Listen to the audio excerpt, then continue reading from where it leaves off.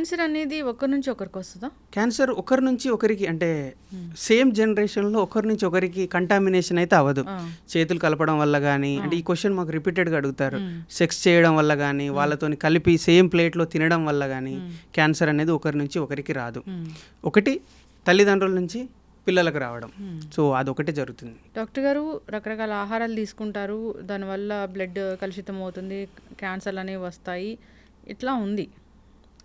రకరకాల క్యాన్సర్లకి రకరకాల కారణాలు ఉన్నాయి. అయితే మెదడులో కూడా క్యాన్సర్ వస్తుందా, బ్రెయిన్లో కూడా క్యాన్సర్ వస్తుందా? సో దానికి ఏంటి అసలు కారణాలు? ఒకటి సేమ్ జెనెటికల్ ప్రాబ్లమ్స్, రెండు మనం సెల్ ఫోన్ టవర్స్ అనుకున్నాం కదా, సో ఈ హై ఫ్రీక్వెన్సీ రేడియేషన్కి ఎఫెక్ట్ అవ్వడం అనేది ప్రూవ్ అయింది బ్రెయిన్ క్యాన్సర్స్ రావడానికి. సో దానివల్ల ఇంకా జనరల్గా జాగ్రత్తలు అయితే మీరు చెప్పినట్లుగా మంచి లైఫ్ స్టైల్ మెయింటైన్ చేయాలి, మంచి నిద్ర ఉండాలి, మంచి ఆహారం ఉండాలి, ఎక్కువగా స్ట్రెస్ ఫీల్ అవ్వకూడదు,